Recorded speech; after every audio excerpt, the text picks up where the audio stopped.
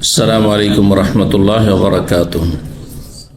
إن الحمد لله نحمده ونستعينه ونستغفره ونعوذ بالله من شرور أنفسنا ومن سيئات أعمالنا. من يهده الله فلا مضل له ومن يضلل فلا هادي له. وأشهد أن لا إله إلا الله وحده لا شريك له وأشهد أن محمدا عبده ورسوله صلى الله تعالى عليه وعلى آله وصحبه وسلم تسليما كثيرا.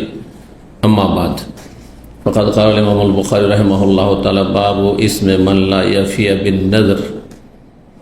قال حدثنا مسدد أن يحيى عن شعبة حدثني أبو جمرة قال حدثنا زهد بن مدرب قال سمعت عمران بن حسين يحدث عن النبي صلى الله عليه وسلم قال: خيركم قرني ثم الذين يلونهم ثم الذين يلونهم. قال عمران: لا أدري، ذكر سنتين أو ثلاثا بعد قرنه. ثم يجيء قوم ينظرون ولا يوفون ولا يفون ويخونون ولا يؤتمنون ويشهدون ولا يستشهدون ويظهر فيهم السمن.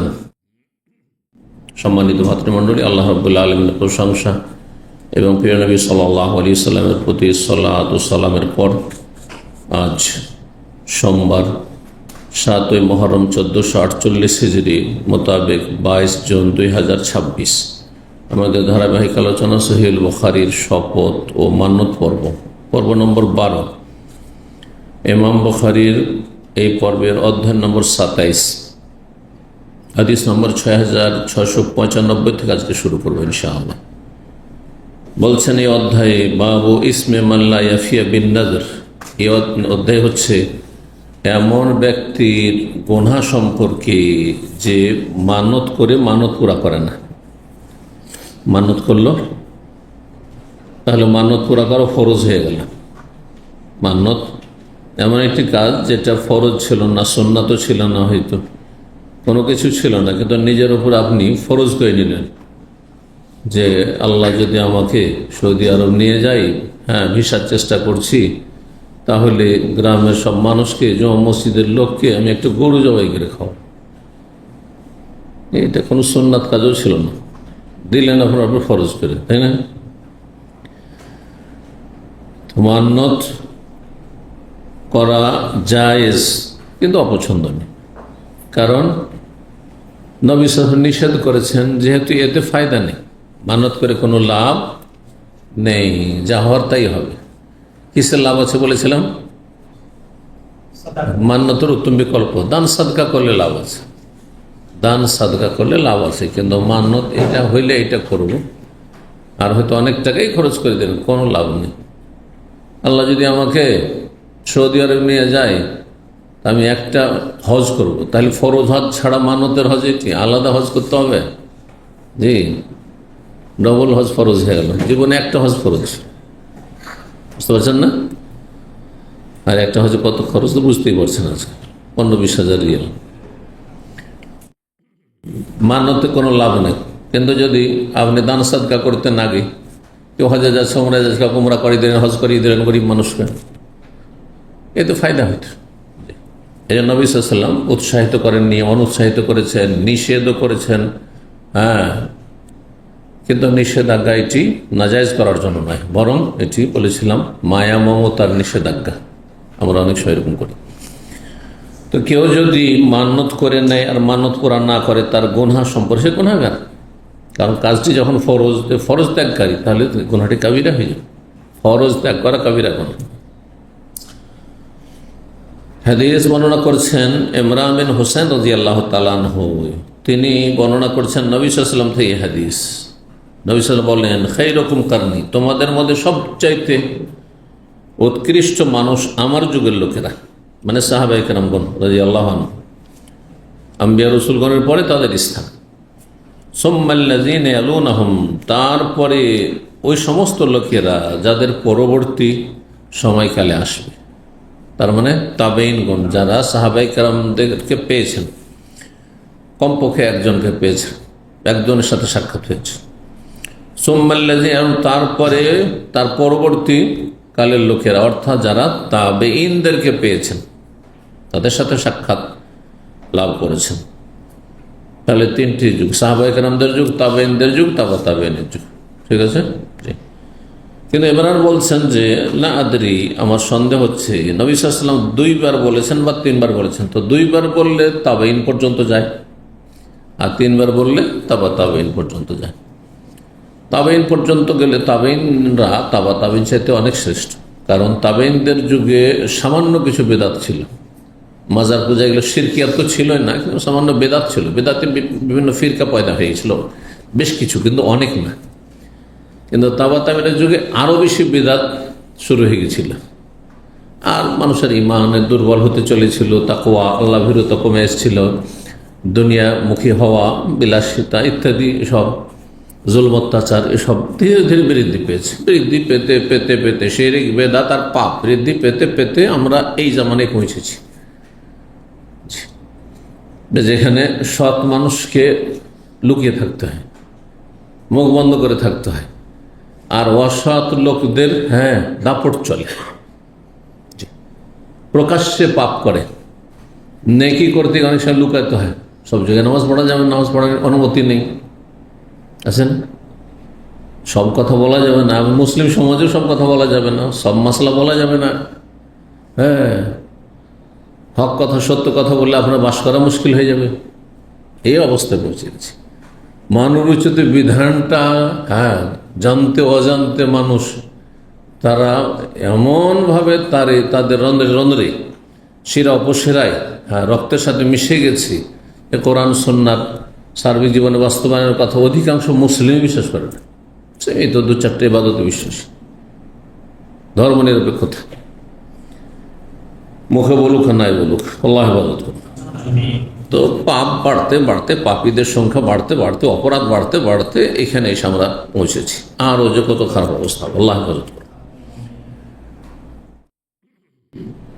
বলছেন আমি জানছি না, মানে মনে নেই যে 2 বার বলেছেন বা 3 বার বলেছেন নবী সাল্লাল্লাহু আলাইহি ওয়াসাল্লাম জামানার পরে। সুম্মা ইয়াজিউ, নবী সাল্লাল্লাহু আলাইহি ওয়াসাল্লাম জামানার পরে যদি 3 বার বলে থাকেন তো তাবেইনে জামানা, নবী সাল্লাল্লাহু আলাইহি ওয়াসাল্লামের জামানা একটা 10 হিজরিতে শেষ হয়ে যাবে, এটা একটা ধরা যেতে পারে।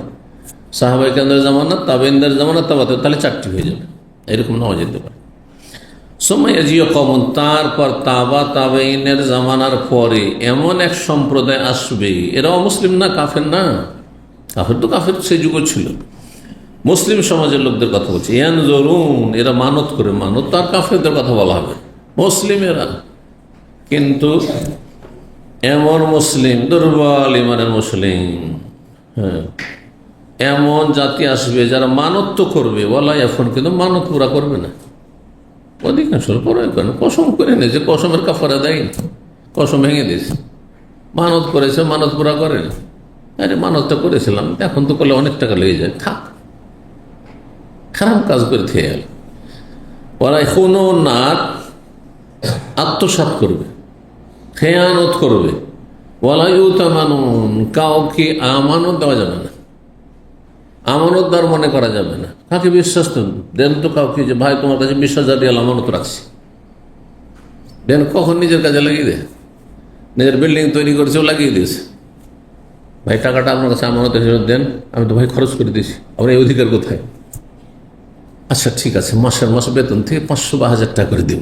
এটা যদি ওর ভালো হয় তো দেবে, আর না হলেও গিলেই খেয়ে নেবে, গিলেই খেয়ে নেবে আজকালকার মানুষ অধিকাংশ। ইল্লাম রাহিমাল্লাহ, কাউকে বিশ্বাস করে 20,000 30,000 রিয়াল তার কাছে রাখতে পারবেন? বলুন আপনি পারবেন কিনা? ধার দেওয়ার পরে তার কাছে জিম্মি হয়ে যেতে হচ্ছে, মানুষ তার কাছে মনে হচ্ছে ফকির, ভিক্ষা চাইছেন, আপনি ভিক্ষা চাইছেন তার কাছে, অথচ আপনার টাকা ধার দিয়েছেন, টাইম বেঁধে দিয়েছেন, নিজে থেকে দিতে হবে, চাইবো কোনো? আমানতের খেয়ানত, এগুলি সব আমানতের খেয়ানত। ওয়াশহাদুন, সাক্ষী দেবে, ওয়ালা ইউস্তাশহাদুন, অথচ ওর কাছে সাক্ষী চাওয়া হয়, মানে মিথ্যা সাক্ষী দেবে। এখন যে কোনো কেস নিজের লোকের পক্ষে সাক্ষী দেবে, খুনিকে নির্দোষী সাব্যস্ত করে দেবে, একজন নির্দোষীকে খুনি সাব্যস্ত করে দেবে, একজন ভালো মানুষকে অপরাধী বানিয়ে দেবে, করছে কোনো ব্যাপারই না মিথ্যা সাক্ষী দেওয়া। অথচ মিথ্যা সাক্ষী এক তো মিথ্যাই কাবিরা গুনাহ, আর মিথ্যা সাক্ষী আকবরুল কবায়ের। এই জন্য মিথ্যা সাক্ষীর কথা বলতে গিয়ে নবী সাল্লাল্লাহু আলাইহি ওয়াসাল্লাম যখন তার আগে হেলান দিয়ে কথা বলছিলেন, বসে গেলেন এই পাপের ভয়াবহতার কথা মানুষের সামনে বর্ণনা করার জন্য, তুলে ধরার জন্য বসে গেলেন। ওয়াকানা মুত্তাকিয়ান ফাজালাস বিশাহাদাতি যুর, অশাহাদাতি, সাবধান মিথ্যা সাক্ষীতে। আর মিথ্যা সাক্ষী দিয়ে আপনি একটা ভালো মানুষকে খারাপ মানুষ বানিয়ে দিলেন, একটা খারাপ মানুষকে আপনি নির্দোষী করে দিলেন। আপনি অপরাধের ছড়াছড়ি শুরু হয়ে গেল। আজকাল যে কোনো অপরাধ করেন, যে কোনো অপরাধের আসামি হোক না কেন, হ্যাঁ, উকিল, অ্যাডভোকেট, লয়ার পাশে দাঁড়ার জন্য বসে আছে। মিথ্যা সাক্ষী না, ওই এক ধরনের সাক্ষী, ডিফেন্স করছে, বরং সাক্ষী দেওয়ার চাইতে মারাত্মক কাজ করছে, অপরাধ করছে। ওরাও দেখতে পাচ্ছেন এমন কোনো কেস আছে, এমন কোন অপরাধী তার পাশে কোনো, হ্যাঁ, উকিল দাঁড়াচ্ছেন না, অ্যাডভোকেট দাঁড়াচ্ছে না, আছে কেন? পয়সা হারাম করছে। ওয়াইয়াযহারু ফীহি মুসসামান, পরবর্তীকালের লোকেরা এত অসৎ হবে আর এত বিলাসী হবে যে তারা শুধু নিজের খাওয়ার চিন্তা করবে, আশেপাশে কেউ খেতে পেলো পেলো না ওইসব কোনো চিন্তা নেই। যার ফলে অতি ভক্ষণের কারণে আর অতি বিলাসিতার কারণে, আরাম পছন্দের কারণে তারা অনেক মোটা হতে লাগবে। হ্যাঁ, সমান মানে মোটা হয়ে যাওয়া, সমিন মোটা ব্যক্তি বলা। তো তার মধ্যে বিলাসিতা প্রকাশ পাবে, বিলাসিতা প্রকাশ পাবে। আজকাল অধিকাংশ মানুষ ওজন কন্ট্রোলের জন্য, হ্যাঁ, মরিয়া হয়ে আছে। কেমন ওজনকে কন্ট্রোলই করতে পারি না, হালকাই করতে পারি না। কারণটা কি? আপনার বাবার এই প্রবলেম ছিল না, সমস্যা ছিল না কেন? আপনার দাদার কেন ছিল না এই সমস্যা? আপনার মা খালার কেন সমস্যা ছিল না?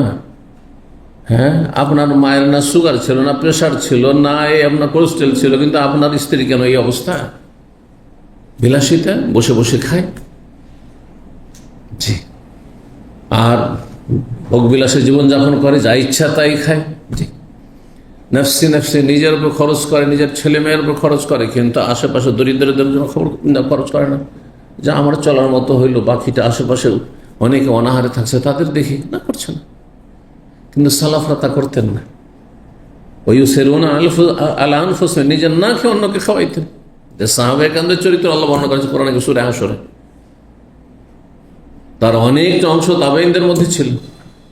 হ্যাঁ, তাবেঈনদের মতো তাবাতাবেনা না হইলে অনেকটা অংশ, তাদের অনেকটা বৈশিষ্ট্য তাবাতাবের মধ্যে ছিল। কিন্তু পরবর্তীকালে আজকাল আপনি প্রতি সপ্তাহে রেস্টুরেন্টে বসছেন, একবার রেস্টুরেন্টে বসে 200, 300, 500 রিয়াল, জানি এইসব লোকদের কথা শুনি, 500 রিয়াল দিল ধসিয়ে। অথচ বললেন যে গোটা মাসে 100টা রিয়াল আল্লাহর রাস্তায় দান করেন আপনি। হ্যাঁ, দিনের আলোচনা হচ্ছে, সেখানে খাওয়া দাওয়া সহযোগিতা করেন। বহুবার চিন্তা করবি 100 টাকা দিয়ে দেবো, গোটা মাসে 100 দেওয়া মানে 12 মাসে হিসাব করে বসো 1200। আমি যদি সৌদি 5টা বছর থাকি তো কত টাকা চলে গেল। আপনি খাওয়ার ক্ষেত্রে কেন হিসাব করেন না? বিলাসিতার ক্ষেত্রে কেন হিসাব করেন না? তো শরীরকে মোটা বানাচ্ছেন, আর তারপরে তখন ঝরাবারের জন্য তখন এই জিম। আজকাল জিম ছাড়া কোনো উপায় নেই মনে হচ্ছে। নাসাউল্লাহ সালামত আফিয়া। আমি এই জন্য ঘোর বিরোধী। আমার পরিবার পরিজন যারা আমার কথা শুন তাদের ক্ষেত্রে, যে জিমে যাবে, কেন জিমে যাবে? হ্যাঁ, বেশি করে খাবে আর বেশি ঝরাবার কেন প্রয়োজন হবে? আমার কেন প্রয়োজন হয় না? বুঝতে পেরেছেন? আল্লাহ বোঝার তৌফিক দান করেন। 28 নম্বর অধ্যায়, বাবনী অধ্যায় হচ্ছে আন-নাযরু ফিত-তাআহ। মানত হবে সৎ কাজে, নেকির কাজে। তা মানে তাআতুল্লাহ, আল্লাহর আনুগত্যের কাজে। আর যদি গুনার কাজ হয় মানত চলবে না। মান্যতের প্রকরণগুলি কিন্তু বলেছি, জুমার দিন আলোচনা করেছি, করা হয়েছে না? মনে আছে? শিরকি মান্নত, বেদাতি মান্নত, হারাম মান্নত, জায়েজ মান্নত। হ্যাঁ, জায়েজ ক্ষেত্রে মান্নত, আর সুন্নাতের ক্ষেত্রে। একটা সুন্নাত কাজ জরুরি ছিল না, কিন্তু সুন্নাত আপনি জানেন, আমি যদি আল্লাহ আমার এই কাজটি করে দেয় তো আমি জীবনে কোনোদিন চাস্তের নামাজ ছাড়বো না, সালাত ছাড়বো না, জীবনে কোনো তাহাজ্জুদ ছাড়বো না। তাহাজ্জুদ ফরজ ছিল না, সালাত তো ফরজ ছিল, নবী দিলেন ফরজ করে। বুঝতে পেরেছেন? সব প্রকরণগুলো বলা হয়েছে। নেকির ক্ষেত্রে সৎ কাজে, কমপক্ষে বৈধ কাজে মান্যত চলবে, হারাম নাজায়েজ কাজে, শিরক বেদাতের কাজে মান্যত চলবে না। ওমান ফাকতুম মিন নাফাকাতিন, রব্বুল আলামিন বলছেন যা কিছুই তোমরা খরচ করো, ব্যয় করো, মানে দান সাদকা করো, আও নাযারতুম মিন নাযরিন, অথবা যে কোনো তোমরা মান্যত করো, কিন্তু মান্যতটি ফাইনাল্লাহু ইয়ালামুহু, পরবর্তী অংশটি এখানে নিয়ে আসেন ইমাম বুখারী, আল্লাহ জানছেন কি করছো। মানতটি তোমার জায়েজ ক্ষেত্রে, নানা জায়েজের ক্ষেত্রে, হারামের ক্ষেত্রে, শিরক বিদআতের ক্ষেত্রে, মিলাদ করব বলে, মাজারে চাদর চড়াও বলে, খাসি জবাই করবো বলে, নাকি আল্লাহ সন্তুষ্টির কাজে, আল্লাহ জানছেন। ওমালে জালিমিন মিন আনসার, যে ক্ষেত্রে যদি গুনার ক্ষেত্রে মানত করো তো জালেমের কোনো আনসার নেই, সাহায্যকারী নেই, জান্ন হয়ে যেতে হবে। তাহলে মানত পুরা করতে হবে যদি মানত আল্লাহ সন্তুষ্টির কাজে হয়। বাকি হারাম ক্ষেত্রে মানত যদি করে তাহলে মানত পুরা করা যাবে না। কি করতে হবে? ওর জন্য কসমের কাফারা দিতে হবে, মুক্তি লাভ করতে হবে। আপনি কেন মানত করেছেন? কসমের কাফারা দেন। এই মর্মে সহিহ মুসলিম হাদিস রয়েছে, কাফারাতুন নাযর কাফারাতু ইয়ামিন, মানতের কাফারা হচ্ছে কসমের কাফারা। যদি মানত পুরা করা সম্ভব না হয়, একটা হচ্ছে গুনার ক্ষেত্রে মানত করেছেন, পুরা করা সম্ভব না, মাজারে যাওয়া শিরক, মিলাদ করা বেদাত, মদ খাওয়ানো কাউকে, হারাম খাওয়ানো, কথা বোঝা গেছে, এটা হচ্ছে হারাম, সুতরাং করা যাবে না। তাহলে কি করতে হবে?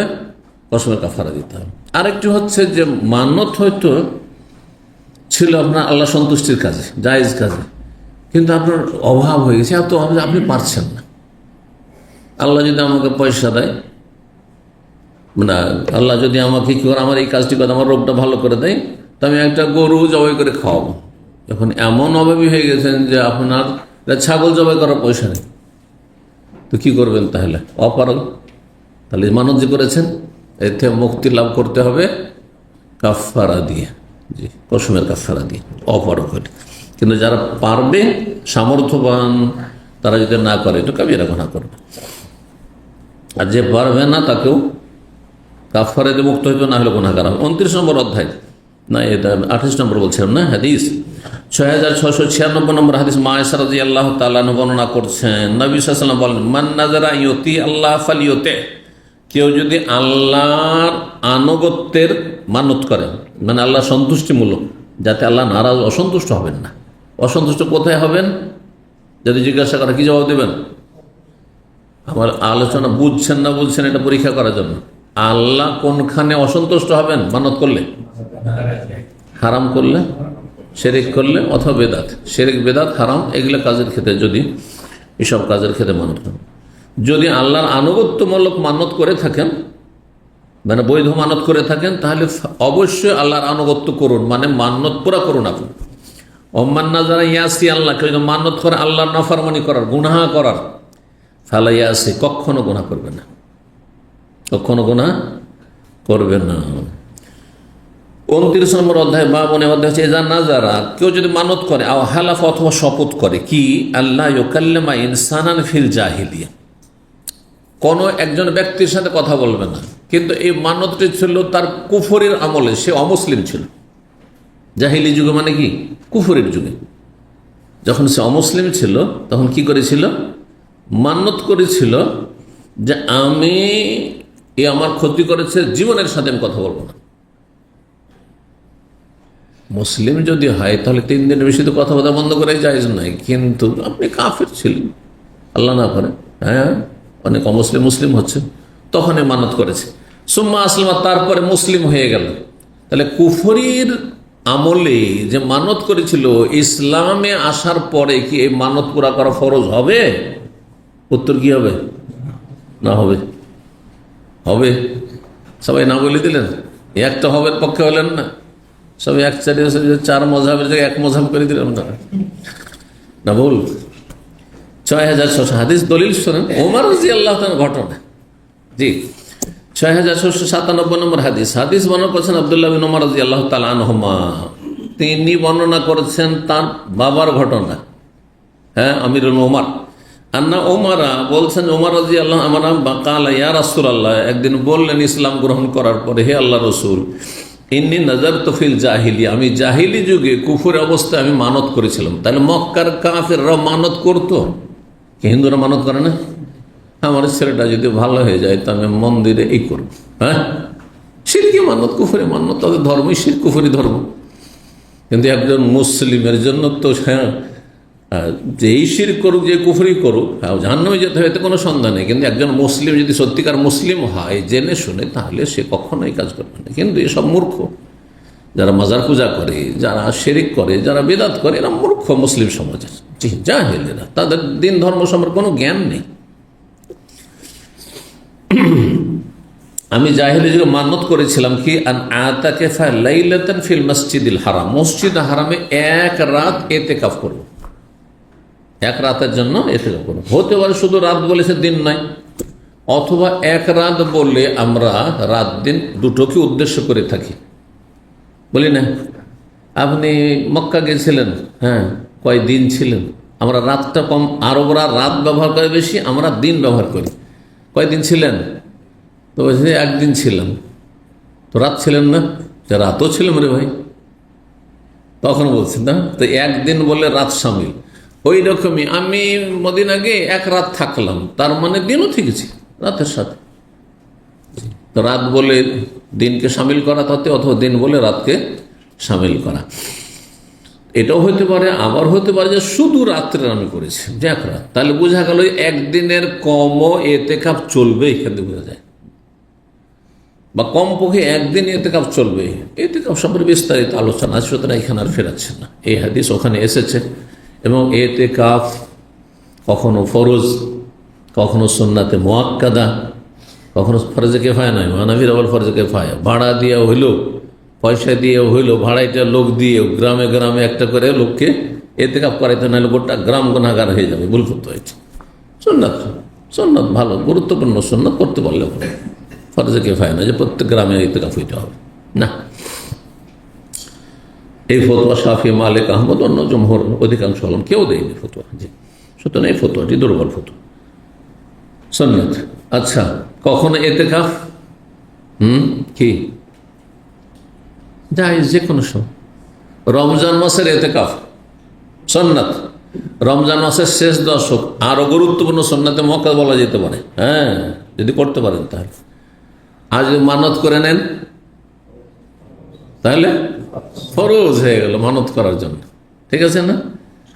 আর যদি এখন ইতিকাফ করেন, গেলেন মক্কা দিয়ে একদিনের নিয়ত করে নিলেন, হ্যাঁ, তাহলে জায়েজ, অসুবিধা নেই। কাজটি নাকি মুস্তাহাব, জায়েজ মুস্তাহাব। কিন্তু এই কথা বলতে পারেন না যে মুহররম মাসে ইতিকাফ করা সুন্নাত, এটা তো বলা যাবে না।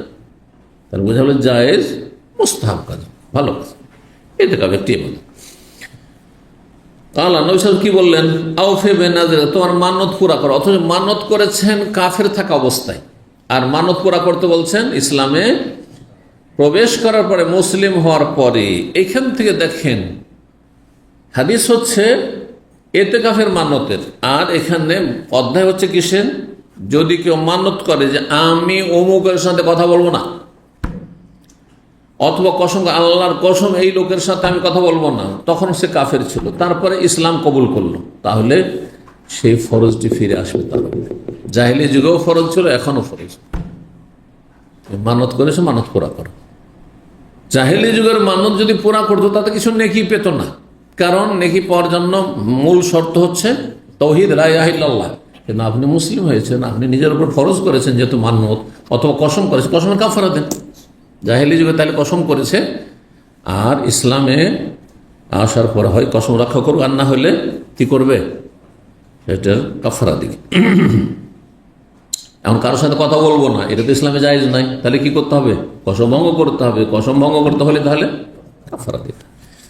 6702 নম্বর হাদিস, ইবনে আব্বাস রাদিয়াল্লাহু তাআলা আনহুমা বলছেন, আন্নান রাসূল রাআ রাজুলান ইয়াতুফু বিল কাবা, নবী সাল্লাল্লাহু আলাইহি ওয়াসাল্লাম জনৈক ব্যক্তিকে দেখলেন যে বাইতুল্লাহর কাবার তওয়াফ করছে, কিন্তু বেজেমামিন, নাকে একটি রশি লাগামের মতো লাগিয়ে। নাকে যেমন, হ্যাঁ, কিছু মহিলারা নাক ফোড়ায়, এখানে হ্যাঁ, আর তারপরে গরু ছাগলের নাথানো হয়। নাথা বুঝেন তো? গরু, হ্যাঁ, গরু নাথানো, হালের বলদ বা গাড়ির বলদ। জেমামন মানে হচ্ছে ওই লাগাম, হ্যাঁ, আওগাইরিহি অথবা অন্য কিছু, অথবা গলাতে লাগে, গলাতে রশি লাগে। তো সেই লোক তওয়াফ করছে কিন্তু গলাতে একটি রশি লাগে, আরেকজনকে ধরিয়ে দিয়েছে, ওকে টানছে, ধরে টানছে।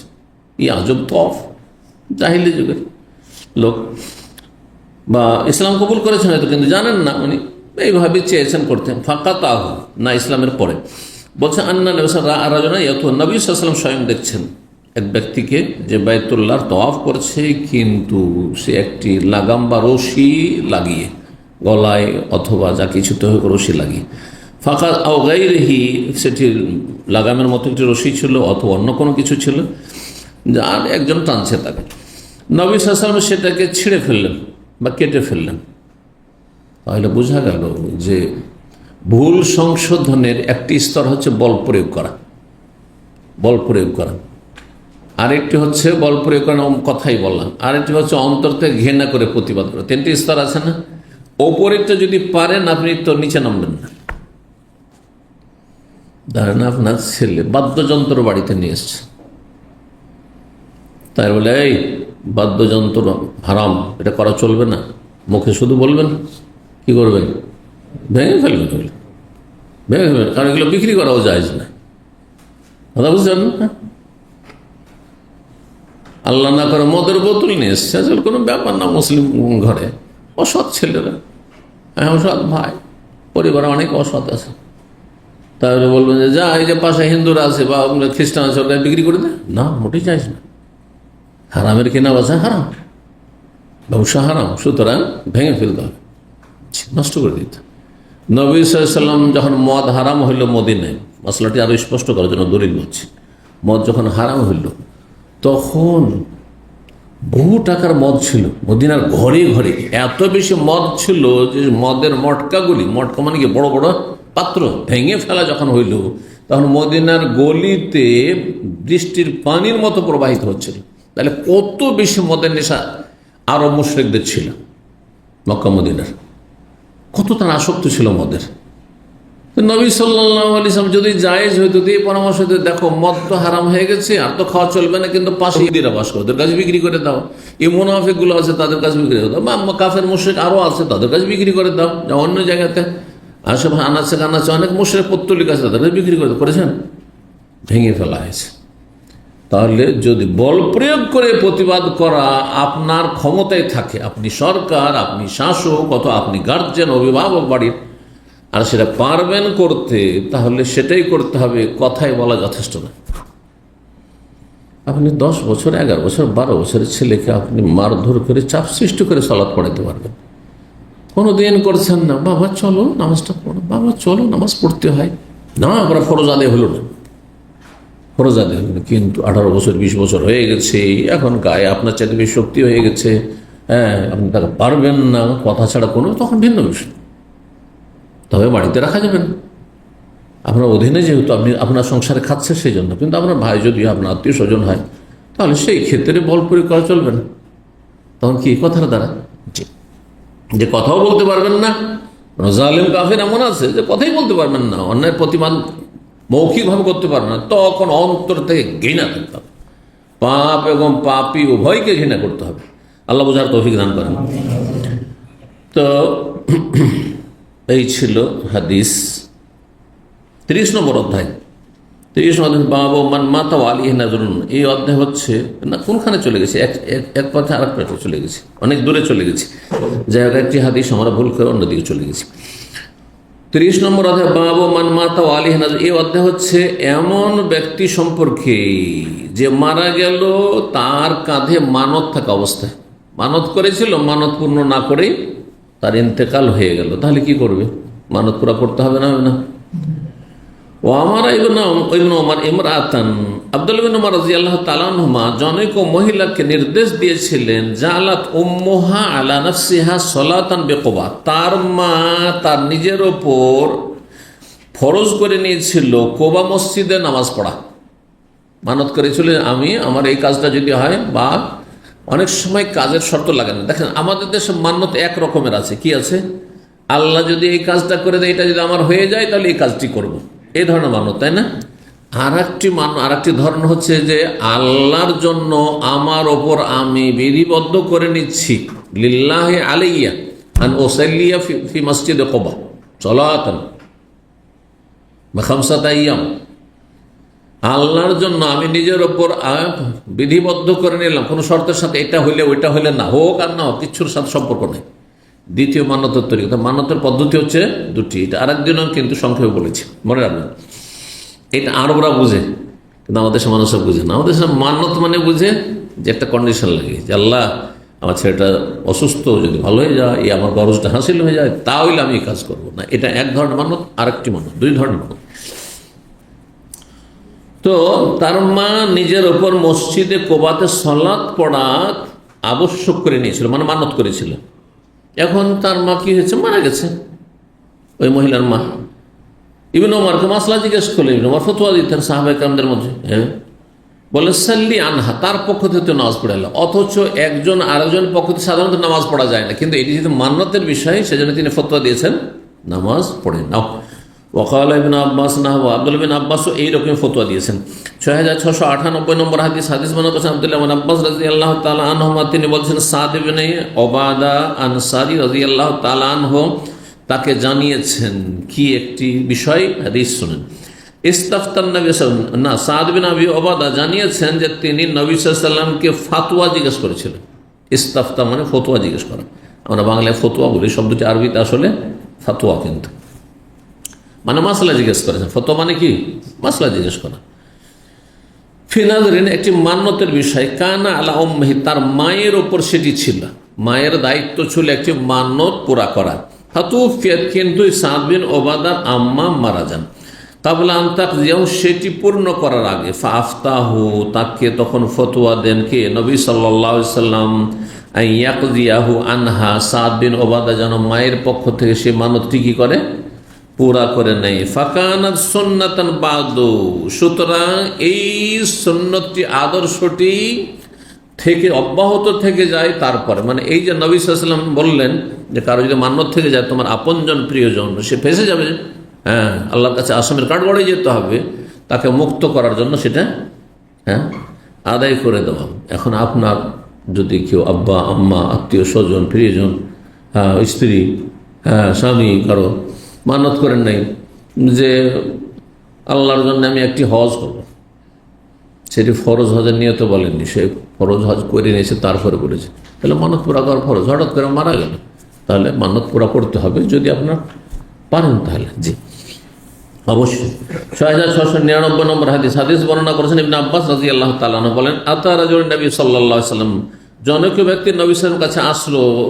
ফাকাল আল্লাহু, এসে বলল নবী, ইন্না উখতি নাযারাত, আমার বোন মানত করেছে। আরেকটি ঘটনা, কি মানত করেছে, আনতাহুজ্জা, হজ করবে সে, ওয়া ইন্নাহা মাতাত, কিন্তু সে মারা গেছে হজ পুরা না করে। ফাকাল নবী সাল্লাল্লাহু তখন লাউ কানা আলাইহা দাইন, তার যদি ঋণ থাকতো, আকুনতা কাজিয়াহু, তাহলে সে ঋণ পরিশোধ করতে না? তোমার বোন যে মারা গেছে, তার যদি ঋণ কর্জা থাকতো, কর্জা আদায় করতে না? তো কর্জা হচ্ছে মানুষের হক, পয়সার কর্জা, আর এই মানত হচ্ছে কার হক, আল্লাহর ঋণ। সুতরাং আল্লাহর ঋণ, অন্য হাদিসে রয়েছে আহাক্কু বিল ওয়াফা বা দাইনুল্লাহ আহাক্কু বিল ওয়াফা, আল্লাহর ঋণ বেশি অধিকার রাখে যে সেটা পূর্ণ করবে। জি, কালার নাম কাল ফাফজিল্লাহ ফাহু আহাক্কু বিল কাযাই, এখানে এই ভাষায় এসছে পুরা করো, কারণ আল্লাহ বেশি হক রাখেন তার ঋণ পুরা করার। 31 নম্বর অধ্যায়, বাবুন নাযরি ফিমা লা ইয়ামলিকু ফি মাসি, অধ্যায় হচ্ছে মানত করা এমন বিষয়ের ক্ষেত্রে যেটা আপনার মালিকানাধীন না, আপনার কাছে নাই, মানত করে ফেলেছেন। অফি মাসিয়ার, গুনার ক্ষেত্রে, আপনার গাড়ি নেই, কার নেই ধরেন, আর মানত করেছেন যে আল্লাহ যদি আমার এটা করে দেয় তাহলে একটা কার ইসলামী সেন্টার দান, কিন্তু মানে কারই নেই, বা অন্যের কার, একটা কার যদি বলে তাহলে তো কিনে দিতে পারবে না, কিন্তু এইভাবে একটা কোন এক ভাইয়ের কার আছে, গাড়ি আছে, এইটা দিয়ে দেবো। আর এটা গিয়ে বলছেন, ভাই আমি মান্যত করেছি যে আপনার গাড়িটা আমি, আমার তো কাজটা পুরা হয়েছে, তখন মান্যত করা ফরজ, আপনার গাড়িটা আমি কি করবো, হ্যাঁ ইসলামিক সেন্টারে দিয়ে দেবো, না আমি বিক্রি করবো না। কি করবেন আপনি? এর মালিক না আপনি, যেটার মালিক হ্যাঁ সেটার আপনি মানত করতে পারেন, আর সে মানত পুরা করবে। তা মানত পুরা করতে অপারগ হলে তাহলে কি করতে হবে? কসমের কাফারা দিতে। অফিম আছে গুনার ক্ষেত্রে ওই রকম বললাম। 6700 নম্বর হাদিস, মা আয়েশা রাদিয়াল্লাহু তাআলা আনহা বলছেন, নবী সাল্লাল্লাহু আলাইহি ওয়াসাল্লাম বলছেন, মান নাযারা ইয়াতি আল্লাহ ফালিয়াতি ওয়া মান নাযারা ইয়াসি আল্লাহ ফালায়াসি। একটু আগে হাদিসটা গেল 6696, আর এখানে 700, যে আল্লাহর আনুগত্যের কাজে মানত করে সে যেন সেটি পুরা করে, আর কেউ যদি নাফরমানি গুনহার কাজে মানত করে তাহলে সেটা যেন না করে, হ্যাঁ আল্লাহ নাফরমানি না করে। 6701 নম্বর হাদিস, আনাস রাদিয়াল্লাহু বলছেন, নবী সাল্লাল্লাহু আলাইহি ওয়াসাল্লাম বলেন, ইন্নাল্লাহা লাগানিউন আন তাযিব হাযা নাফসাহু। এক লোক কোন একটি কষ্টের কাজ করছে, মানে হেঁটে হেঁটে সে কি করছে, সে হজে যাচ্ছে, অথবা মান্যত করেছে সে, সামনে একটি হাদিস আসছে যে সে দাঁড়িয়ে থাকবে, জীবনে বসবে না, আর ছায়ে যাবে না, কথা বলবে না, আর রোজা রাখবে। তার সারাদিন সে রোজা রাখবে, দাঁড়িয়ে থাকবে, আর ছায়া তো যাবে না, রোদরে দাঁড়িয়ে থাকবে, কারোর সাথে কথাও বলবে না। কষ্টদায়ক না? কষ্টকর। বলছে কে বলো ছায়াতে যাক, হ্যাঁ ঘরে ঢুকুক, আর এই কষ্ট না করতে, আর আল্লাহ মানুষকে আযাব দিতে চায় না, আর সে রোজা পুরা করো, তার মান্নত পুরা করো, বল মান্নত। তো অতিরিক্ত যে আমি বাইতুল্লাহর তওয়াফ করবো বিশেষ তরিকায়, কোমরে রশি বেঁধে করতে হবে, হ্যাঁ গলায় রশি বেঁধে, যেমন এই আচ্ছা হিস্ট্রি। আল্লাহ রাব্বুল আলামিন অমুখাপেক্ষী আনতাজিবে হাযা নাফস, এই লোকটি যে নিজেকে কষ্ট দিচ্ছে, এই কষ্ট দেওয়ার থেকে আল্লাহ মানুষকে কষ্ট দিতে চায় না, তুমি নেকির কাজটি পুরা করো। আচ্ছা হ্যাঁ, ঘটনা এই ছিল এই লোকটির ঘটনা, আর ওই ভিন্ন ধরনের ঘটনা ছিল। এটি ছিল কি, রাআহু ইয়ামশি বাইনা ইবনাইহি, সে অচল ব্যক্তি, বৃদ্ধ হয়ে গেছে, চলতে পারেন না, তাহলে বাহনে চাপবে। বাহনে না চেপে বলছেন না আমি মান্নত করেছি আমি হেঁটেই করবো, তো হাঁটতে পারে না, হ্যাঁ দুই ছেলের কাঁধে ভর দিয়ে ও হেঁটেই চলেছে, হাঁটতে পারছে না, একে বলো যে সে বাহনে চাপুক আর এই কাজটা না করুক।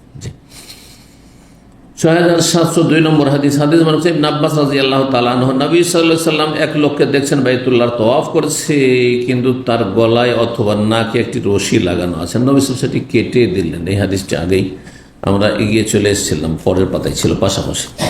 6703 নম্বর হাদিস বর্ণনা করেছেন ইবনে আব্বাস রাদিয়াল্লাহু তাআলা আনহুমা বলেন, আন্নাস মাররা, নবী সাল্লাল্লাহু আলাইহি ওয়াসাল্লাম একবার অতিক্রম করলেন বাইতুল্লাহর তওয়াফ অবস্থায়, ওয়াহুয়াতুল কাবা, সেই সময় নবী সাল্লাল্লাহু আলাইহি ওয়াসাল্লাম বাইতুল্লাহর তওয়াফ করছিলেন। মাররাবে ইনসানিন, এক লোকের পাশ দিয়ে অতিক্রম করলেন তওয়াফ করা অবস্থায়, সেই লোকটি ইয়াকুদু ইনসানান, সে আরেকজন লোককে টেনে নিয়ে যাচ্ছে রশিতে বেঁধে, বিখিজামাতিন ফি আনফি, এখানে আরো স্পষ্ট চলে আসলো, তার নাকে একটা কি, নাকে একটা বালা লাগানো আছে, আর তাতে একটা রশি বাঁধা আছে, আর রশিটা ধরে টানছে। কত কষ্টদায়ক এটা, আর কত বিশ্রী খারাপ লাগছে দেখতে, কিন্তু এইভাবে সে মানত করেছে যে এইভাবে সে তওয়াফ করবে। নবী সাল্লাল্লাহু আলাইহি ওয়াসাল্লাম কি করলেন, ফাকাতাহা, সেটা কেটে দিলেন নবী সাল্লাল্লাহু আলাইহি ওয়াসাল্লাম, বিয়াদি, নিজ হাতে কেটে দিলেন। সুম্মা আমারাহু, তারপরে তাকে বললেন, আন ইয়াকুদাহু বিয়াদিহি, সে চলতে পারে না তার হাত ধরে টানো, হাঁটতে পারেন না বৃদ্ধ মানুষ বা অসুস্থ মানুষ, তার হাত ধরে টানো, হাত ধরে থাকো। কিছু লোকের আজকাল এত পশ্চিমা সভ্যতায় প্রভাবিত হয়েছে যে ছোট ছোট বাচ্চাদেরকে কি করছে, গলায় না হাতে রশি বেঁধে রাখছে, না পায়ে, দেখেছেন এগুলো? ছোট বাচ্চা যে হাঁটা চলা করতে পারছে, কোলে নেবে না এই ভদ্রলোক মহিলা বা পুরুষ, কোলে নেবে না, কথা বলছেন, আর হাত খান ধরেও টানবেন না। দেখি এত খারাপ লাগে, একবারে পশ্চিমাদের কুকুরের মতো লাগে, পশ্চিমাদের কুকুরের মতো লাগে। কারণ পশ্চিমাদের কুকুর নেটা, পশ্চিমাদের দেশে গিয়ে কয়েকবার গেলাম, হ্যাঁ, তো পার্কে, এমন কোন পার্কে যাই একটু হাঁটাহাঁটি করবো, পার্কে গেলে সবচেয়ে বড় অরুচি হচ্ছে এমন কোন মানুষ নেই যার সাথে একটা কুকুর নেই, কুকুর নিয়ে হাঁটছে, খুব অস্বস্তিকর অবস্থা, ভয়ও লাগে পাশ দিয়ে অতিক্রম করতে গিয়ে। যদিও তারা কোনো খারাপ দৃষ্টিতে দেখে না, অনেক সময় হাসি মুখে কথা বলে বা দেখে, হাই হাই করে, সালাম তো দিবে না, তা হাই তো করে, হ্যাঁ আর কি। তো আস্তাগফিরুল্লাহ। কিন্তু একটি পার্ক শুধু আপনাদের বলছি, ওই স্কটল্যান্ডে গেলাম, একটি পার্ক, বিশেষ পার্ক আছে। সেই পার্কে শুরু থেকে শেষ পর্যন্ত পুরোটা অনেকটাই হাঁটাহাঁটি করলাম, আর খুব সুন্দর দৃশ্য, কিন্তু একটিও কুকুর পেলাম না, কুকুরবিহীন মানুষ পেলাম না, কুকুর সঙ্গী ছাড়া মানুষ পেলাম। অবাক হয়ে সেখানকার ভাইদের জিজ্ঞেস করলাম যে ভাই এ তো অদৃশ্য কোথাও দেখেনি, না লন্ডনে, না ম্যানচেস্টারে, না বার্মিংহামে দেখলাম, না লেস্টারে দেখলাম, বহু শহর ঘুরলাম, কোথাও তো দেখলাম না এরকম। তো বলছে যে এটা এর বৈশিষ্ট্য, এই পার্কটির বৈশিষ্ট্য হচ্ছে যে এখানে কুকুর এলাও নেই। বলছে আলহামদুলিল্লাহ যে কুকুর এলাও নেই, যে বিনা কুকুরে স্বস্তিতে শান্তিতে হাঁটলাম। যে তো কুকুর মতো লাগে না, দেখে খারাপ লাগছে। একজন মুসলিম আপনি বাচ্চার গলায় বাঁধেন আর হাতে বাঁধেন অথবা কোমরে বাঁধেন, তারপর টানছেন, আপনি সামনে এগিয়ে যাচ্ছে বাচ্চাটা আর ওকে ধরে আছে টেনে, যাতে হারিয়ে না যায়, হারিয়ে না যায় হাত ধরে। দেখেন এগুলো তাশাব্বুহ বিল কুফফার, কাফেরদের সদৃশ্যতা। এইরকম কাজ না করা উচিত। 6704 নম্বর হাদিস বর্ণনা করেছেন আব্দুল্লাহ বিন আব্বাস রাদিয়াল্লাহু তাআলা আনহু। তিনি বলেন বাইনান নবী ইয়াখতুবু ইযা হুয়া বিরাজুলিন কায়েম। এক সময় নবী সাল্লাল্লাহু আলাইহি ওয়াসাল্লাম ভাষণ দিচ্ছেন বা খুতবা দিচ্ছেন, হঠাৎ করে দেখছেন একজন লোক দাঁড়িয়ে আছে। আরে নবী সাল্লাল্লাহু আলাইহি ওয়াসাল্লাম খুতবা দিচ্ছেন বা ভাষণ দিচ্ছেন, তো বসে যাবে তুমি, তাই না? বসে যাবে আর শুনবে বসে।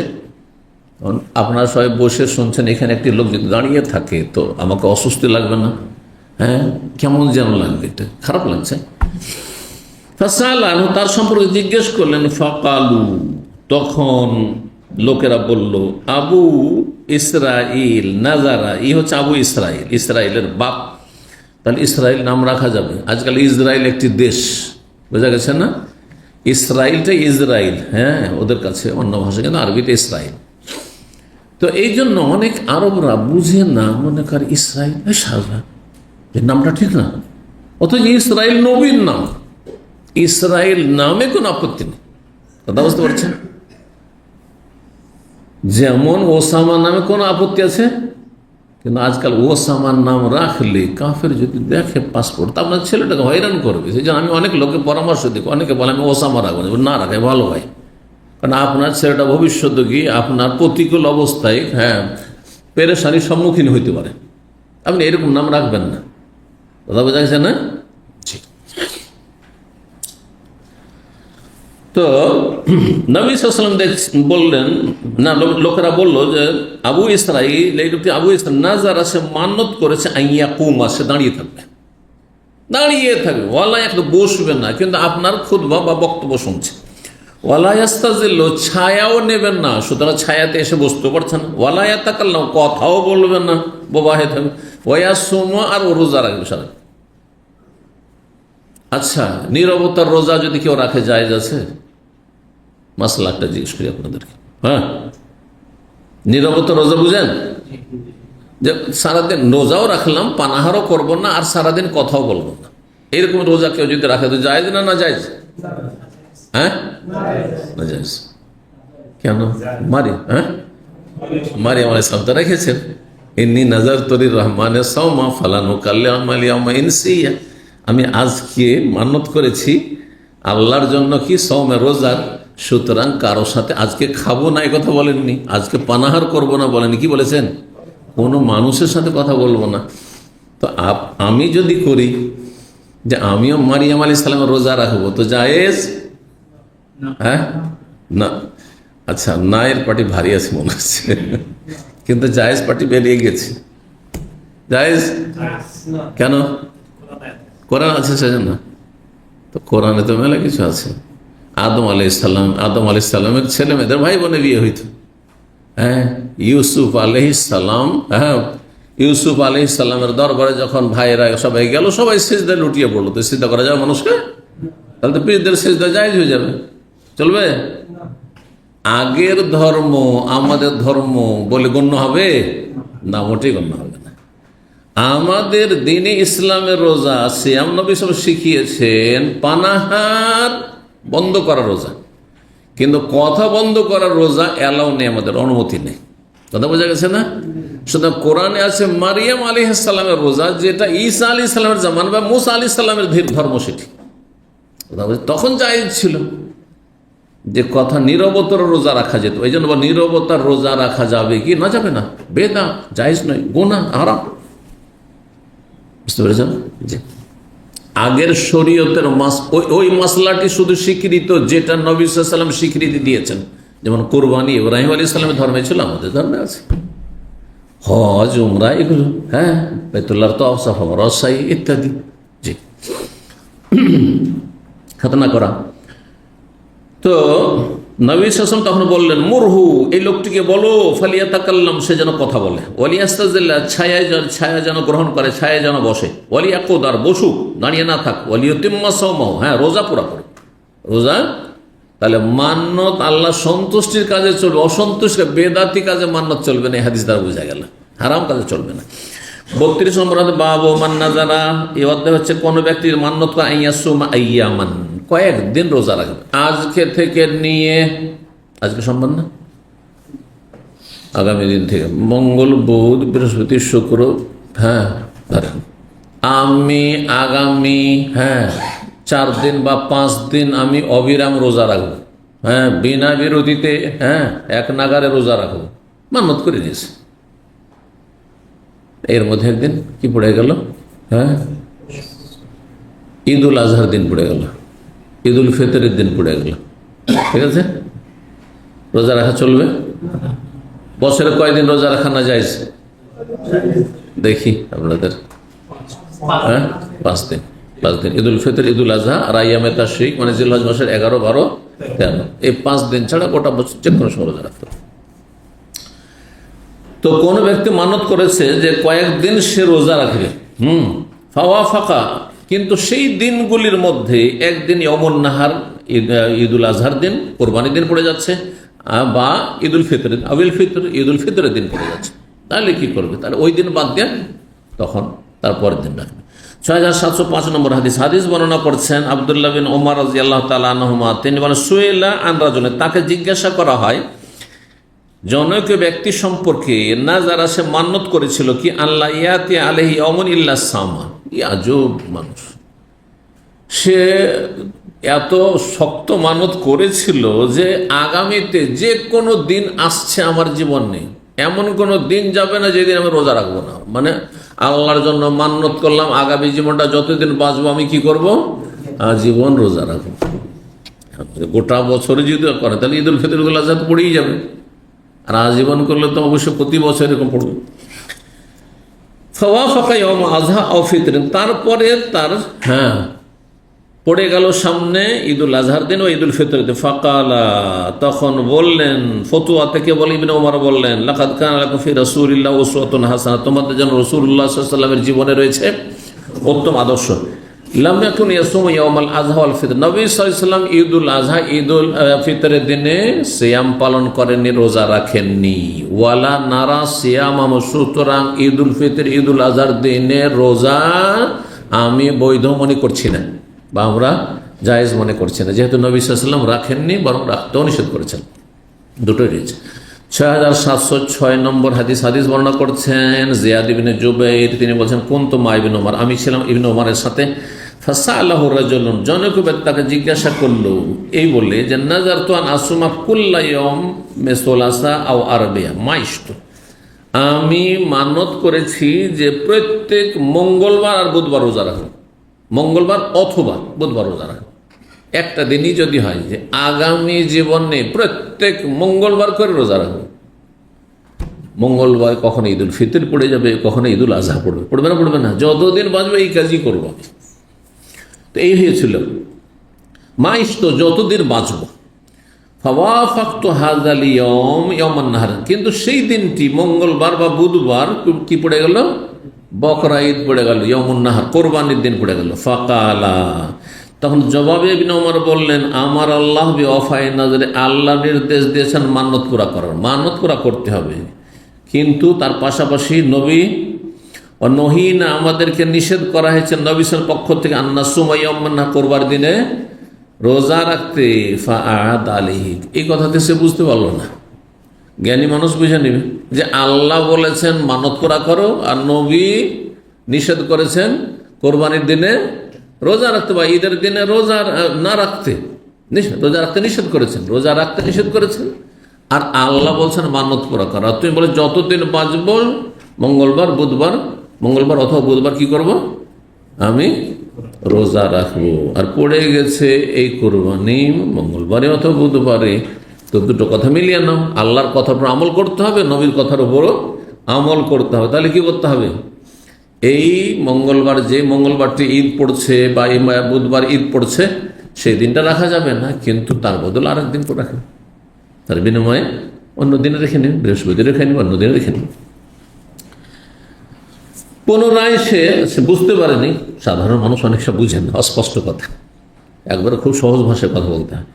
পুনরায় সে আবৃত্তি করলো সে কথার, ফাঁকা আলম ইসলাম অনুরূপ জবাব দিলেন, লা ইয়াজিদুন, এর বেশি আর কিছু বলছেন না, ব্যাস এতটুকু। তিনি সুন্নতের পাবন ছিলেন, সেই জন্য সংক্ষেপে সুন্নাহর কথা বলছেন যে আল্লাহর নির্দেশ মান্যত করা করো, ওয়ালিউফু নুযুরহুম, আর নবীর বারণ হচ্ছে যে ঈদের দিনে রোজা রাখা নিষেধ, তুমি এখন মিলিয়ে নাও, তাহলে রোজা এই দিনে রাখা চলবে না, কিন্তু মান্যত পুরা করতেও অন্য দিনে করো। 33 নম্বর অধ্যায়, বাবুন, অধ্যায় হচ্ছে হালিয়াত খুলফিল আইমান ওয়ান নুজুরি আল আরদু ওয়াল গানামু ওয়াজ জারু ওয়াল আমতিয়াতু। ইমাম বুখারী রাহিমাহুল্লাহ বলছেন যে শপথে এবং মান্যতে, শপথ এবং মান্যত দুটো বিষয় না, আমাদের পর্বের বিষয় কি, শপথ এবং মান্যত। শপথ এবং মান্যতের অন্তর্ভুক্ত কি, ভূমি জমি জায়গা, ওয়াল গানাম মানে ছাগল গবাদি পশু, এখানে ছাগল বলতে গবাদি পশু, ওয়াজার ও এবং ক্ষেত খামার, কৃষিকাজ, ওয়াল আমতিয়া এবং আসবাবপত্র, বাড়ির মাল সামান আসবাবপত্র, এগুলি কি তার অন্তর্ভুক্ত হবে, মানে এগুলির ক্ষেত্রে কসম বা মান্যত কি প্রযোজ্য হবে, জমির ক্ষেত্রে, জমি জায়গার ক্ষেত্রে, গবাদি পশুর ক্ষেত্রে, ক্ষেত খামারের ক্ষেত্রে, আর তারপরে আসবাবপত্রের ক্ষেত্রে, এগুলোর ক্ষেত্রে কসম এবং মান্যত প্রযোজ্য কি না। এমন অধ্যায় ইমাম বুখারী এসেছেন যে সাধারণ মানুষ কিছু বুঝতেই পারবেন না, বুঝতে পারছেন না। ঘটনা হচ্ছে যে ইমাম বুখারী রাহিমাহুল্লাহ অনেক জায়গায় ইমাম আবু হানিফা রাহিমাহুল্লাহ বা এইরকম যেসব আইম্মায়ে কেরামগণ ফতোয়ায় ভুল করেছেন, তাদের খণ্ডন করেছেন, এরকম অধ্যায় নিয়ে এসে। তো ইমাম আবু হানিফার মত, ইমাম আইনি রাহিমাহুল্লাহ উমদাতুল কারি সহিহ বুখারীর ভাষ্য, এই ফতুল বারী ইবনে হাজারের তারপর খুব গুরুত্বপূর্ণ ভাষ্য, অনেক খণ্ডে রয়েছে গুরুত্বপূর্ণ ভাষ্য। এবং ইবনে হাজার আর ইমাম আইনি দুইজনে আবার মিশরি আলেম ছিলেন। অবাক করা বিষয় যে দুইজনই মিশরি আলেম ছিলেন এক জমানায়, কথা বুঝেছে, নবম শতাব্দীর 852 ইন্তেকাল ইবনে হাজার, আর তার পরে মানে কাছাকাছি সময়ে ইমাম আইনি। তো ইমাম ইবনে হাজার ছিলেন শাফি ইমাম, শাফি ফাকিহ, আর ইমাম আইনি ছিলেন হানাফি ফাকিহ। দুইজনেই সহিহ বুখারীর ভাষ্য লিখেছেন আরবিতে, কিন্তু বিশাল ভাষ্য। তো ইমাম আইনি নিজে বলছেন যে ইমাম বুখারী রাহিমাহুল্লাহ এই অধ্যায়টি নিয়ে এসে ইমাম আবু হানিফা রাহিমাহুল্লাহর মতের খণ্ডন করছেন, ইমাম আবু হানিফা বলছেন তার মত কি, যে শপথ আর মান্যত এমন বস্তুতে হবে যেই বস্তুগুলিতে যাকাত আছে, যাতে যাকাত নেই তাতে শপথ চলবে না, আর তাতে মানত চলবে না। কথা বুঝতে পেরেছেন। ভূমি, জমিতে যাকাত আছে, ব্যবসায়ী সামগ্রী না এমনি জমিতে যাকাত নেই, ছাগলে যাকাত আছে,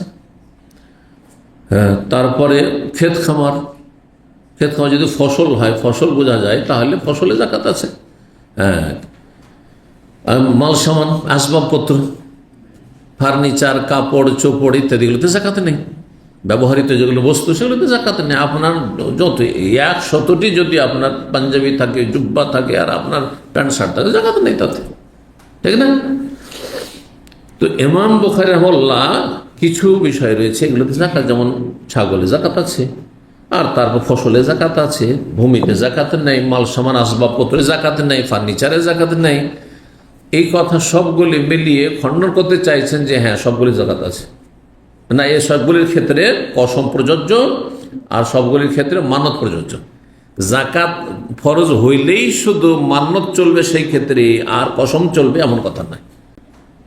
আবার বলি কথাটি, ইমাম আবু হানিফা রাহিমাহুল্লাহর মত হচ্ছে যে মান্নত আর কসম কোন ক্ষেত্রে প্রযোজ্য?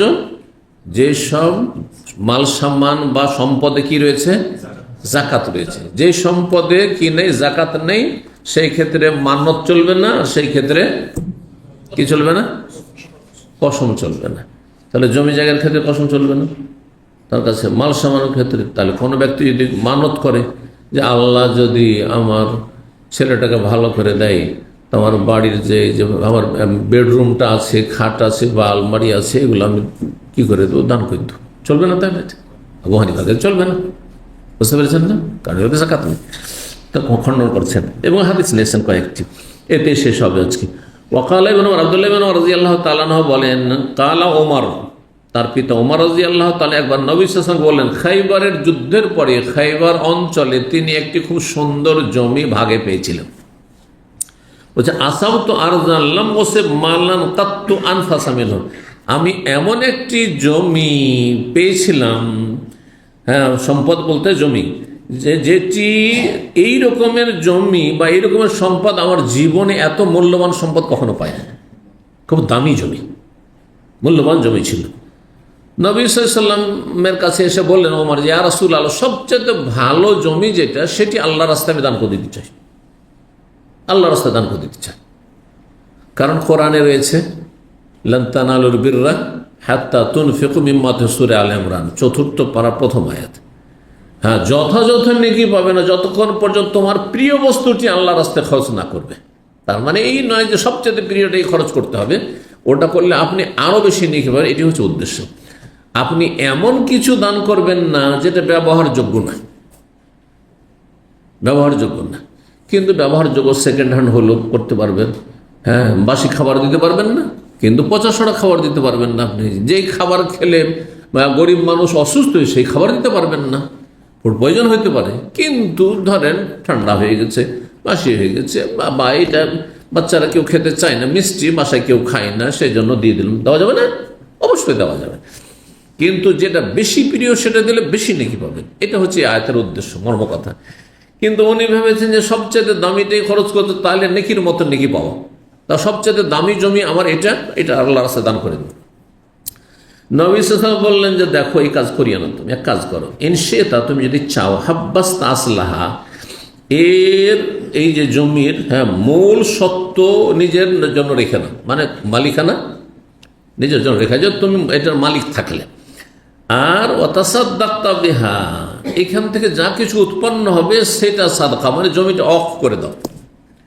অফ মানে জমি কিন্তু থাকলো আপনার, সেটা অফ যদি বোর্ড থাকে বা অফ সিস্টেম থাকে রেজিস্ট্রি, সেটা করবেন, কিন্তু আপনি মৌখিক এক জামানা চলে গেলে হইতো না। সুতরাং আপনি মনে মনে নিয়ত করলেন যে এই জমি থেকে যত ফসল হবে, আমাদের দেশে এটাকে কি বলতো, লিল্লাহ বলতো না কি বলতো, এই ধরনের কিছু বলতো, লিল্লাহি জমি। হ্যাঁ হ্যাঁ, মনে পড়ে, ছোটকালে শুনতাম, হ্যাঁ, আঞ্চলিক ভাষায় এটা হচ্ছে লিল্লাহি জমি, মানে আল্লাহর জন্য ছেড়ে দিয়েছে। তো জমির মালিক আমি, সবাই জানে যে জমি আমার, কিন্তু এখানকার ফসল কিন্তু আমার বাড়িতে ওঠে না। কোথায় যায়? যাদের নিয়ে মসজিদে তো মসজিদে চলে যায়, মাদ্রাসা তো মাদ্রাসা চলে যায়, অথবা গরিব মিসকিন গ্রামের সবাইকে দিয়ে দিই, যেদিন ফসল উঠে আসলো দিয়ে দিলাম। এটা হচ্ছে ওয়াকফ। তো নবী সাল্লাল্লাহু আলাইহি ওয়াসাল্লাম এই কথা বললেন যে এটা রেখে না। ওয়াকাল আবু তালহা, আর একটি ঘটনা, আবু তালহা একদিন নবী সাল্লাল্লাহু আলাইহি ওয়াসাল্লামকে বললেন, মদিনায় একটি খুব খেজুরের খুব সুন্দর বাগান ছিল, যেটি কার ছিল? আবু তালহার ছিল, আনসারী ছিল, আনাসের সৎ বাবা, এবং মসজিদে নববীর কিবলার দিকে, সামনের দিকে ছিল, মসজিদে নববীর কিবলার দিকে ছিল। এটি তার প্রিয় যেহেতু বাগান ছিল, তিনি বলেন, ইয়া রাসূলুল্লাহ, এটি আমি পুরোটাই সাদকা করে দিতেছি।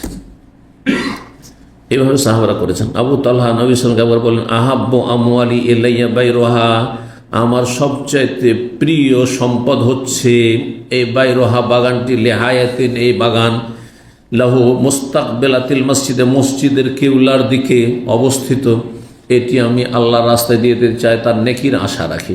নবী সাল্লাল্লাহু আলাইহি সাল্লাম বলেন, বাখিন বাখিন, থামো থামো, বা সাবাস সাবাস, ভালো কথা, কিন্তু তুমি সবটাই দিয়ে দিও না, কিছু দাও কিছু রাখো। আর না, বলছেন না আমি সব দান করবো। এক কাজ করো তাহলে, তুমি এইভাবে দান না করে দিয়ে তুমি এটা অফ করে দাও, আর এখান থেকে যা উৎপন্ন হবে ফসল বা যা খেজুর হবে, তোমার আত্মীয় স্বজন যারা অভাবী হবে, তোমার বংশধার, তাদের জন্য এটা অফ করে দাও। এটাও করতে পারো যে এই জমি থেকে যত কিছু বা এই বাগান থেকে যত যা কিছু ফলমূল হবে সব আমার আত্মীয় স্বজন, আমরা নিজেরা খাবো না, আমার বংশধর যারা গরিব মানুষ তাদের জন্য অফ থাকলো, বা আমার গ্রামবাসীর জন্য অফ থাকলো, জায়েজ। এই হাদিস, দুটি হাদিস নিয়ে এসে কি দেখাতে চান ইমাম বুখারী, যে জমিতে তো কি নেই, যাকাতে নেই, কিন্তু তিনি এটা করেছেন। হ্যাঁ, মানত করেছেন, ইয়া রাসূলুল্লাহ আমি এটা মানত করেছি, এই কাজ আমি করব, এই যে মানত। 6707 নম্বর হাদিস বর্ণনা করছেন আবু হুরায়রা রাদিয়াল্লাহু তাআলা আনহু, তিনি বলেন, খারাজনা মা রাসূলিল্লাহ সাল্লাল্লাহু আলাইহি ওয়াসাল্লাম, রাসূলুল্লাহ সাল্লাল্লাহু আলাইহি ওয়াসাল্লামের সাথে আমরা বের হয়েছিলাম যুদ্ধে, ইয়াউমা খায়বার, খায়বারের দিন, খায়বার যুদ্ধের জন্য। ফালাম নাগনাম যাহাবান ওয়ালা ফিদ্দাতান ইল্লাল আমওয়াল আল মাতা ওয়াস সিয়াব, কিন্তু আমরা গনিমতে কাফেরদের যে লুণ্ঠিত সম্পদ, হ্যাঁ, জিহাদের ময়দানে কাফেরদেরকে পরাজিত করে চুরি ডাকাতি করে নাই, কাপুরুষের মতন চুরি ডাকাতি করে কাপুরুষ, আর জিহাদ ফি সাবিলিল্লাহ হচ্ছে বীর পুরুষের কাজ। কথা বলছেন না?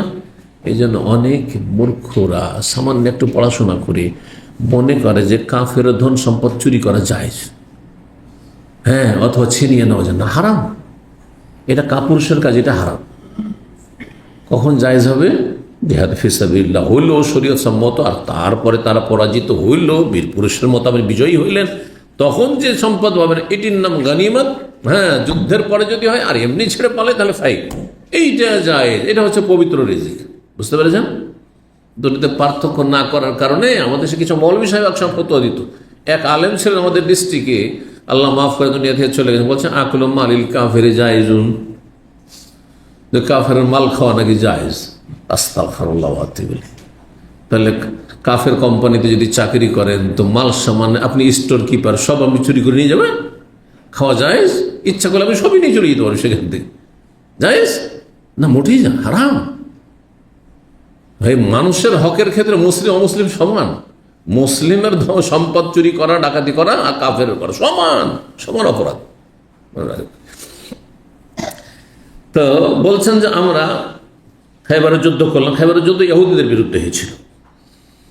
আমরা সেখানে গনিমত সম্পদে কোনো স্বর্ণ পাইনি, কোনো চাঁদিও পাইনি, ইল্লা কি পেয়েছিলাম? আল আমওয়াল আল মাতা, এমন সম্পদ পেয়েছিলাম যেগুলি হচ্ছে আসবাবপত্র। আসবাবপত্র, আসবাবপত্র বলতে বুঝছেন ঘরের ব্যবহৃত সামগ্রী এসব। আর ওয়াসিয়াম, আর কাপড় চোপড়। কি পেয়েছিলাম? কাপড় চোপড় পেয়েছিলাম। কাপড় চোপড়ে জাকাত আছে? বাড়ির আসবাবপত্রের জাকাত আছে? জাকাত নাই, এগুলো পেয়েছেন। ফাহাদা রাজুল মিন বানি যুবাইব, একজন ব্যক্তি বানু যুবাইব গোত্রে, সে উপঢৌকন দিয়েছিল একটি দাস, ইউকালু লাহু রেফা বিন যায়েদ, তার নাম ছিল রেফা বিন যায়েদ। কাকে দিয়েছিল এই হাদিয়া উপঢৌকন? রাসূলুল্লাহ সাল্লাল্লাহু আলাইহি ওয়াসাল্লাম। ফাহাদা রাজুল মিন বানি যুবাইব ইউকালু লাহু, না, এই বানু যুবাইবের এই লোকটি হাদিয়া দিয়েছিল রেফা বিন যায়েদ রাসূলুল্লাহ সাল্লাল্লাহু আলাইহি ওয়াসাল্লামকে। কি হাদিয়া দিয়েছিল? গোলামান, একটি দাস। ইউকারুল্লাহ মেদাম, সেই গোলামের নাম ছিল মেদাম। তাহলে উপঢৌকন দাতা যিনি হাদিয়া দিয়েছিলেন তিনি হচ্ছেন রেফা বিন যায়েদ, আর যেই উপঢৌকনটি ছিল সেটা ছিল কিসের? গোলামের ছিল, দাসের ছিল। ফাওয়াজ্জাহ রাসূলুল্লাহ সাল্লাল্লাহু আলাইহি ওয়াসাল্লাম ইলা ওয়াদিল কোরা, বা ফাওয়াজ্জিহা, এখানে উজ্জিহা পড়াটা বেশি ভালো। রাসূলুল্লাহ সাল্লাল্লাহু আলাইহি ওয়াসাল্লামকে দিক নির্দেশনা দেওয়া হলো, মানে আল্লাহ বললেন যে খায়বারের যুদ্ধ শেষ হলো, এখন ওয়াদিউল কোরায় কাফেররা বসবাস করে, সে এলাকায় অ্যাকশনের জন্য, যুদ্ধের জন্য যাও। ওই ওয়াদিল কোরার যুদ্ধ তো খায়বারের কাছাকাছি। হাত্তা ইযা কানা বিওয়াদিল কোরা, ওয়াদিল কোরা নামক স্থানে যখন পৌঁছছিলেন, বাইনামা মিদআম, এই মিদআম কি, কে এটা? এটা হচ্ছে সেই দাসটি যেটা হাদিয়া পেয়েছেন নবী সাল্লাল্লাহু আলাইহি ওয়াসাল্লাম। ইয়াহুত্ত রাহাল্লান রসুলের খেদমত করছেন। রসুল্লাহ সাল্লাল্লাহু আলাইহি ওয়াসাল্লাম ওটের পিঠ থেকে হাওদা নামাচ্ছিল, এই লোকটি কি করছিল? হাওদা নামাচ্ছিল যাতে আসবাবপত্র থাকে, মাল সামান ছিল। ইযা সাহমুন আয়রুন ফাকাতালাহু, হঠাৎ করে তার শরীরে একটি অজ্ঞাত তীর বিদ্ধ হইল। একটা তীর এসে কে ছুঁড়েছে, কিন্তু অজ্ঞাত তীর। আয়রন মানে অজানা তীর, যে কে মারলো বোঝা যাচ্ছে না, কোন দিক থেকে তীরটা এসে লাগলো, কে ছুঁড়েছিল। তীর এসে তার শরীরে লাগলো, ফাকাতালাহু, তাতেই সে নিহত হয়ে গেল, গোলামটি মারা গেল। ফাকালান নাস, তখন লোকেরা বলতে লাগলো যে এর তো সৌভাগ্য, এটা নবী সাল্লাল্লাহু আলাইহি সাল্লামকে উপঢৌকন দিয়েছে এর মালিক। আর নবী সাল্লাল্লাহু আলাইহি সাল্লামের উটের পিঠ থেকে সে হাওদা, যে পালকিটি আর আসবাবপত্র মাল সামগ্রী নামাচ্ছিল, আর সেই অবস্থায় তাকে তীর লেগেছে, তাহলে তো এ তো জান্নাতি। সেই জন্য লোকেরা মন্তব্য করলো, হানিয়ান লাহুল জান্নাহ, মোবারকবাদ হোক একে জান্নাতের, জান্নাতের হানিয়ান মানে মোবারকবাদ, মানে জান্নাত তার জন্য, হ্যাঁ, বা তাকে আল্লাহ জান্নাতি করুন, সে জান্নাতি। জান্নাতি বললো আসলে শাব্দিক অর্থ হচ্ছে হানিয়ান মানে মোবারক, হানি আল্লাহুল জান্নাহ, জান্নাত তার জন্য মোবারক হোক। রাসূলুল্লাহ সাল্লাল্লাহু আলাইহি ওয়াসাল্লাম তখন বলছেন, কাল্লা, কখনো না, কখনো না। নবী সাল্লাল্লাহু আলাইহি ওয়াসাল্লামের খাদেম, তাকে জান্নাতের সার্টিফিকেট সাহাবীরা দিলেন, সেটাতে আপত্তি করে নবী সাল্লাল্লাহু আলাইহি ওয়াসাল্লাম কাল্লা, কোশ্চেন কালেও না। আর আজকাল কেউ মারা যাচ্ছে, ঠিক আছে, জুলমের শিকার হয়েছে, আর আপনি সার্টিফিকেট, শহীদ সার্টিফিকেট দিয়ে দিলেন। এই অধিকার কোথায়? শহীদ সার্টিফিকেটটি আল্লাহ ইস্যু করবেন, আমাদের ইস্যু করার কোনো ক্ষমতা নেই। সহজ ভাষা বুঝেন, বুঝছেন না? শাহাদাতের মর্যাদা দাতা কে? শাহাদাতের মর্যাদা দেনেওয়ালা কে? আল্লাহ। তাহলে আল্লাহ যাকে শহীদ হবে সে শহীদ, আমি বলে শহীদ হবে? এই জন্য বলা ঠিক না। হ্যাঁ, যেমন আমি কোনো ইউনিভার্সিটি সার্টিফিকেট, ইসলামিক সেন্টারে থাকি, আর যদি ইউনিভার্সিটির আমার ভিসির কাজটি আমি করে একটা সার্টিফিকেট দিই, সার্টিফিকেট নাম কি? জাল সার্টিফিকেট, তাই না? অপরাধী আমি, ঠিক ওই রকমই। জি, যেন যাকে তাকে শহীদ বলা, জান্নাতি বলা না, না, জান্নাতের মেহমান, দোয়া করেন তার জন্য জান্নাতের। হ্যাঁ, বারাকাল্লাহু ফিকুম। বলছেন রাসূলুল্লাহ সাল্লাল্লাহু আলাইহি ওয়াসাল্লাম তখন বললেন, কাল্লা, কোশ্চিন কালেও না, তোমাদের কথা ভুল। ওয়াল্লাযী নাফসি বিয়াদি, সে আল্লাহ শপথ করে বলছে যার হাতে আমার প্রাণ রয়েছে। এই যে কসম করলেন, তাহলে কসম প্রযোজ্য কোন ক্ষেত্রে? আসবাবপত্র, কাপড় চোপড়ের ক্ষেত্রে। এই লোকটি ওই মাল সমাজে ওর গানিমাতে পাওয়া গেছিল কাপড় চোপড়, তার একটি চাদর তাকে খুব পছন্দ লেগেছিল, সে চাদরটি লুকিয়ে রেখে নিয়েছিল, চুরি করে নিয়েছিল। গনিমতের ধন সম্পদ ভাগ বন্টন হওয়ার আগেই চাদরটি চুরি করে নিয়েছিল।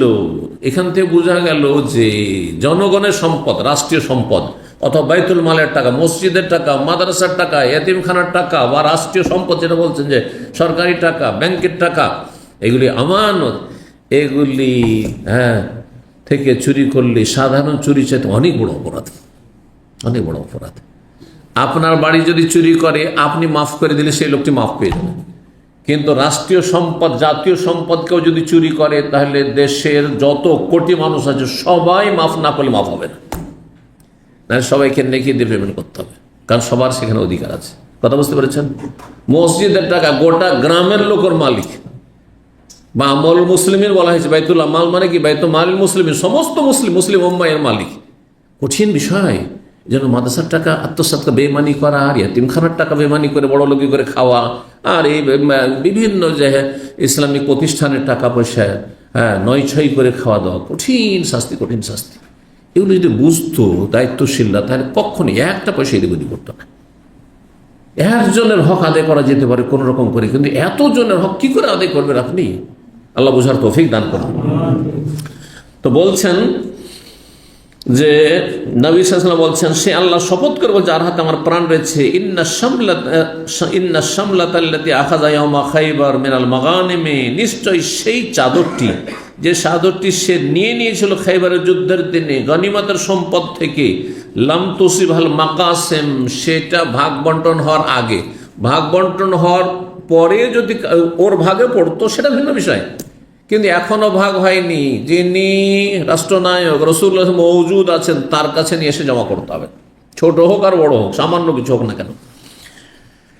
এই যে এটা সে নিয়ে নিয়েছিল আগে, ভাগ বন্টন হওয়ার আগে, লাতাস্তাইলু আলাইহি নারান, আগুনের শিখা হয়ে জ্বলবে তার উপর, সে আগুনে, জাহান্নামের আগুনে জ্বলবে, এই চাদরটি জ্বলবে আর সেই চাদরে, চাদরে সে জ্বলতে থাকবে, দাও দাও করে জাহান্নামের আগুনে সে জ্বলতে থাকবে। ফালাম্মা সামিয়া যালিকা নাস, লোকেরা যখন এই কঠোর শাস্তির কথা শোনে, আরে এই লোকটি নবীর খাদেম, নবীর গোলাম, তারপরও জাহান্নামে জ্বলতে হবে তাকে। তখন যাদের মধ্যে দুর্বলতা ছিল, কিছু কিছু জিনিস পছন্দ হয়, সামান্য জিনিস পছন্দ, হয়তো বেশি কিছু না, সামান্য জিনিস নিয়ে হাঁটলেন, নাহলে এটা কোনো ফ্যাক্টরি নাই।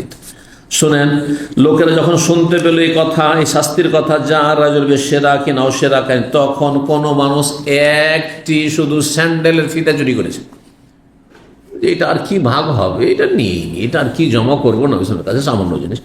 আরেকজন দুটো ফিতা, দুই স্যান্ডেলের দুটো ফিতা চুরি করে নিয়ে এসেছে নবী সাল্লাল্লাহু আলাইহি ওয়াসাল্লামের কাছে, নিয়ে এসে জমা করে দিল। নবী সাল্লাল্লাহু আলাইহি ওয়াসাল্লাম তাদেরকে দেখে বললেন, সেরাকুম মিন্নার আও সেরাকানে মিন্নার, একটি ফিতা চুরি করলেও জাহান্নামে যেতে হবে তার কারণে, আর ওইটাই জ্বলতে থাকবে। ততটা পরিমাণ শাস্তি, সবার শাস্তি সমান নয়, যে যত বড় অপরাধী তত বড় শাস্তি। আর দুটি ফিতা চুরি করলেও মিনান্না, সেটাও জাহান্নামের একটা অংশ, জাহান্নামের আগুনে জ্বলবে। আল্লাহ বুঝার তৌফিক দান করেন, হারাম থেকে বেঁচে থাকার তৌফিক দান করেন, হালাল রুজিতে বরকত দান করেন। আল্লাহ আপনাদের ভালো করুন। রব্বানা আতিনা ফিদ দুনিয়া হাসানাহ ওয়া ফিল আখিরাতি হাসানাহ ওয়া কিনা আযাবান নার। সুবহানা রাব্বিকা রাব্বিল ইজ্জাতি আম্মা ইয়াসিফুন ওয়া সালামুন আলাল মুরসালিন ওয়া আলহামদুলিল্লাহি রাব্বিল আলামিন।